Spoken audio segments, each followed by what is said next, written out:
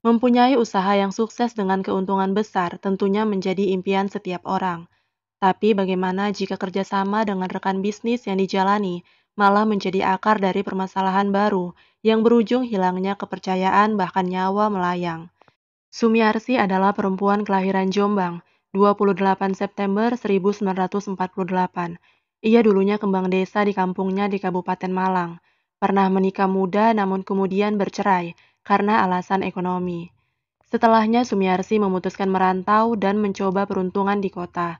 Ia pergi ke Jakarta dan beberapa kali mencoba berbagai pekerjaan, tetapi gajinya dirasa masih kurang cukup. Dan akhirnya dia beralih profesi menjadi pelayan di sebuah hiburan malam. Banyak hal buruk menimpa Sumiarsi di perantauan. Ia mulai menjajakan diri ke pria hidung belang dengan bantuan kenalannya. Dan dari sana dia mendapat cukup uang untuknya dan keluarga di kampung. Sumiarsi juga pernah menjadi wanita simpanan seorang pria kaya.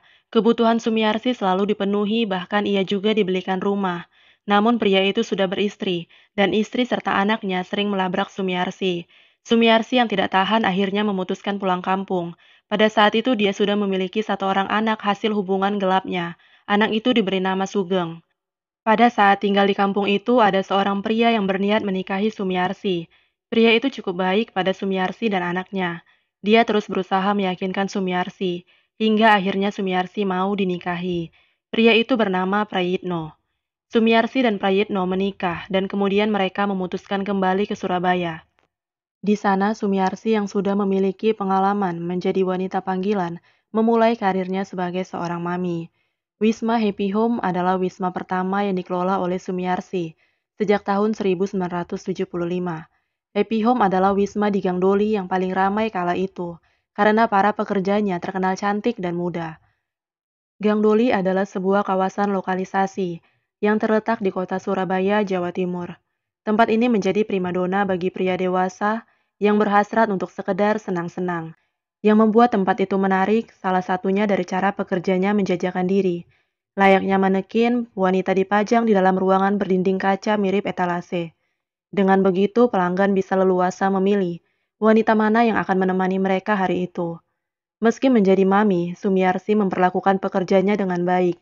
Pekerjanya dibekali keterampilan tambahan seperti menjahit, memasak, laundry, dan lain-lain. Sehingga nantinya setelah kontrak mereka habis, mereka bisa bekerja halal. Ya, di sana pegawainya hanya dikontrak 2-3 tahun, dengan rentang usia 17 hingga 25 tahun, sehingga pelayanan yang diberikan menjadi maksimal. Selain warga biasa, Wisma Happy Home juga sering dikunjungi orang-orang penting. Salah satunya Letkol Marinir Purwanto. Komandan Primer Koperasi Angkatan Laut itu sering mampir dan menggunakan jasa wanita-wanita di Happy Home, kadang juga bersama anak buahnya. Kehadiran Letkol Purwanto tentu disenangi oleh Sumiarsi, karena dia merasa Purwanto bisa menjadi tameng bisnisnya. Dari sana hubungan keluarga Letkol Purwanto dan keluarga Sumiarsi menjadi semakin dekat. Melihat omset Sumiarsi yang menggiurkan, Purwanto mengajak Sumiarsi membuka wisma bersama, namun kali ini dengan sistem kongsi. Sumiarsi tak keberatan karena dia juga sadar wisma Happy Home miliknya sudah cukup penuh, sehingga dia perlu melebarkan sayap dengan membuka tempat baru. Namun tentu biayanya tidak sedikit, dan tentu suntikan dana dari Letkol Purwanto sangat membantu. Tapi mungkin keputusan Sumiarsi saat itu kurang tepat, karena akhirnya dari sinilah masalah dimulai. Sumiarsi dan Purwanto kemudian membuka wisma baru yang diberi nama Wisma Sumber Rejeki. Letkol Purwanto sebagai donatur dan Sumiarsi mengelolanya. Dalam perjanjian, Sumiarsi harus menyetor sekitar 20 juta rupiah per bulan, yang nantinya jumlahnya akan terus naik. Bila tidak mampu, kekurangannya akan dihitung sebagai hutang dan berbunga. Awalnya bisnis itu sangat lancar. Sumiarsi sekarang memiliki dua wisma, Wisma Happy Home dan Wisma Sumber Rejeki. Sumiarsi bisa memperoleh omset 2-4 juta rupiah per malam, yang berarti dalam sebulan dia bisa mengumpulkan pundi-pundi 60-120 juta rupiah, angka yang sangat fantastis. Dengan penghasilan sebanyak itu, membayar 20 juta rupiah ke Letkol Purwanto masih dirasa ringan, karena itulah setoran di awal ke Letkol Purwanto berjalan lancar. Hingga suatu ketika kedua wisma itu sepi. Itu terjadi karena adanya operasi yang digelar oleh Polres Surabaya Selatan terkait laporan penculikan anak di bawah umur yang kabarnya dijual di Gang Doli. Saat digerebek, ternyata anak itu ditemukan di Wisma di sana. Akibatnya transaksi di Gang Doli menurun drastis. Usaha Sumiarsi macet. Dia kesulitan melunasi hutangnya ke Purwanto. Purwanto juga dikenal lintah darat karena dia meminjamkan uang dengan bunga yang tinggi. Disinilah perselisihan dimulai. Sumiarsi meminta suaminya Prayit untuk menemui Purwanto dan meminta tenggang waktu untuk melunasi hutangnya. Namun Prayit meminta istrinya saja yang menemui Purwanto karena dia juga takut dan mungkin Purwanto bisa lebih lembut bicara dengan wanita dibandingkan pria. Tapi itu tidak berlaku untuk Purwanto. Dia tidak peduli dengan kesulitan Sumiarsi dan mengharuskannya untuk tetap membayar penuh dan jika tidak sanggup, maka akan dihitung sebagai hutang dan berbunga. Pada pembayaran berikutnya, Sumiarsi mengajak anak perempuannya yang bernama Rose May Wati. Sumiarsi berharap dia tidak akan dimarahi di depan anaknya. Wati kebetulan sedang berkunjung, karena selama ini dia diasuh oleh neneknya di Jombang. Benar harapan Sumiarsi. Saat itu Purwanto bersikap lebih ramah, dan juga mengatakan Sumiarsi bisa melunasi hutangnya sebisanya saja dulu. Rupanya hal itu bukan tanpa alasan. Tanpa Sumiarsi sadari. Hal itu tidak lain karena Purwanto menyukai Wati, anak gadis Sumiarsi yang kala itu masih SMP dan baru berusia 15 tahun. Kemudian suatu malam sekitar pukul 8:30, Wisma Sumber Rejeki kedatangan tamu, yang tak lain adalah Letkol Purwanto bersama 3 anak buahnya. Purwanto duduk di tengah pekerja wanita, yang sedang menjajakan diri di ruang tamu. Dia minum sampai mabuk, dan sekitar pukul 11:30 malam, Sumiarsi atau yang akrab disapa Mami Ros bertemu dengan Purwanto. Sumiarsi menyapanya dan dibalas dengan Purwanto. Purwanto kemudian bertanya soal kekurangan setoran yang diantarkan Sumiarsi kemarin. Seperti yang saya sampaikan kemarin masih ada 20 juta rupiah, kurang 5 juta rupiah. Tapi malam ini ada pemasukan 1 juta rupiah kok Pak, jelas Sumiarsi. Ia melirik Purwanto yang berada tidak jauh dari tempat duduknya. Sumiarsi merasa heran karena kali ini, bapak 3 anak itu terlihat lebih sabar. Dia tidak membentak apalagi memukul. Saat Purwanto mengeluarkan sebatang rokok, Sumiarsi membantu menyulut dari korek api miliknya. Tidak usah kamu pikirkan kekurangannya, Ros. Tapi anakmu Wati kasihkan aku. Katanya enteng. Mendengar itu, tubuh Sumiarsi gemetar. Kakinya mendadak lemas. Ia tahu sedang berurusan dengan siapa. Dan ia harus melindungi putri ayunya dari pria itu. Sejak peristiwa itu, Sumiarsi terus berusaha menyelamatkan Wati dari Purwanto. Ia bekerja lebih keras supaya setoran bertambah dan Wati terhindar dari Purwanto. Suatu ketika sempat pula Sumiarsi kesulitan lagi untuk membayar, dan putrinya mau tidak mau diserahkan dengan terpaksa, setelah berbagai intimidasi yang dilakukan Purwanto. Tapi ketika Purwanto hendak menyentuhnya, ternyata putri Sumiarsi itu sedang halangan. Purwanto marah dan menganiaya Wati. Dari sanalah dendam Sumiarsi kepada Purwanto terus memuncak. Dan kemudian untuk menghindari kejaran Purwanto yang terus-menerus, Sumiarsi mengenalkan Wati dengan Serda Adi Saputro, seorang polisi yang baru saja lulus pendidikan sekolah calon bintara dan ditugaskan di Polsek Kesamben, Jombang. Keduanya pun menikah pada penghujung tahun 1986. Tak pelak perselisihan di antara Mami Ros dan Purwanto kerap terjadi.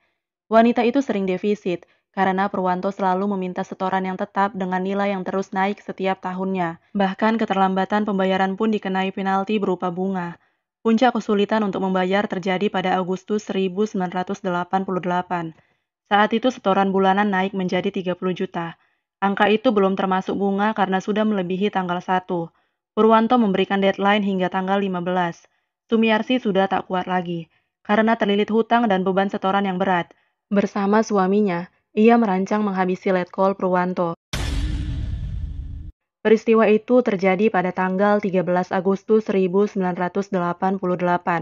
Saat itu 6 orang yang terdiri dari Jais Adi Prayitno, usia 54 tahun yang tak lain adalah suami Sumiarsi, didampingi istrinya Sumiarsi alias Mami Ros, 40 tahun, Daim 27 tahun keponakan Prayit, Nano yang merupakan putra Prayit dari istri terdahulu, Sugeng 24 tahun putra Sumiarsi, dan Serda Pol Adi Saputra, menantu Sumiarsi, mendatangi rumah Letkol Marinir Purwanto di daerah Duku Kupang, Surabaya. Mereka datang sekitar pukul 10. Hal itu dianggap sebagai kunjungan biasa, sebab kedua keluarga tersebut dikenal cukup akrab. Karena itu Purwanto yang saat itu sedang menunggu kelahiran anak keempatnya, menemui mereka sendirian di ruang tamu. Saat itu kondisi ruang tamu sedang sepi. 3 anak Purwanto tidak ada di rumah. Haryo Bismoko, putra keduanya, dan Haryo Budi Prasetyo, putra ketiganya sedang bermain di depan rumah. Sementara itu Haryo Abrianto, putra sulungnya mengikuti pendidikan di Akabri. Sunarsi, istri Purwanto yang sedang hamil, memasak di dapur.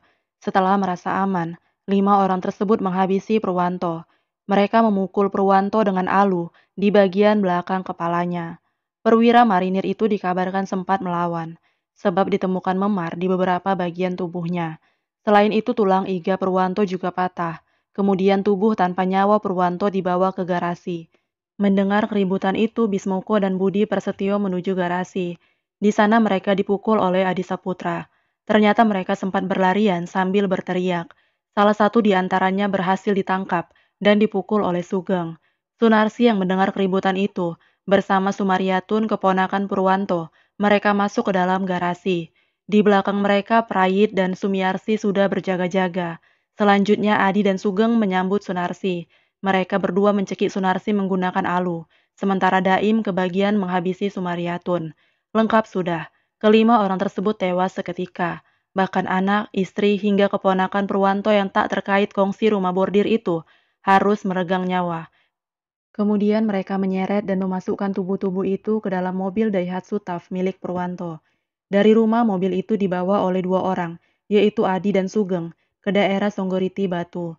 Untuk menghilangkan jejak, terlebih dahulu mobil itu dibakar, lalu diterjunkan ke dalam jurang seakan-akan mereka adalah korban kecelakaan. Malam harinya ketika kabar kecelakaan tersebut menyebar, Prayit menyiapkan skenario lain. Sebelum jenazah dibawa ke rumah duka, Prayit mempersiapkan rumah Letkol Purwanto. Dia membersihkan, menata kursi, dan menyuruh orang-orang untuk mengganti lampu neon. Anak pertama Letkol Purwanto, Haryo Abrianto yang lolos dari maut juga datang. Melihat seluruh anggota keluarganya meninggal dalam keadaan mengenaskan, dia sangat terpukul. Prait yang juga kerabat dekat keluarga, ikut menenangkan Haryo Abrianto. Prait juga orang yang membuka peti. Bahkan dia masih sempat merekam ketika peti itu datang. Prait bertindak seolah tidak terjadi apa-apa, tapi tidak ada kejahatan yang sempurna. Tak berselang lama mereka diringkus oleh pihak berwajib. Dalam persidangan di Pengadilan Negeri Surabaya, Sumiarsi, Jais Adi Prayitno, dan Sugeng divonis hukuman mati pada akhir tahun 1998. Vonis yang sama juga diterima Adi Saputro di Mahkamah Militer Surabaya. Adi Saputro dieksekusi mati pada 2 Desember 1992. Adapun Sumiasi dan Sugeng baru ditembak mati pada 19 Juli 2008 di Surabaya. Namun Prayitno meninggal lebih dulu di penjara karena sakit. Sumiarsi dan Sugeng, ibu dan anak terpidana mati kasus keluarga Letkol Purwanto pada tahun 1988, dieksekusi pada Jumat 19 Juli 2008, sekitar jam 12 malam. Nyawa ibu dan anak itu lepas dari raga di hadapan regu tembak Brimob. Semoga arwah para korban dan pelaku diterima di sisinya. Terima kasih sudah menonton video ini hingga selesai. Bantu subscribe, like, komen, dan share kalau kamu suka. Dan jangan lupa komentar di bawah untuk request kasus berikutnya. Follow juga aku di Instagram @nervisinaga. Tetap jaga kesehatan, dan sampai jumpa di video berikutnya.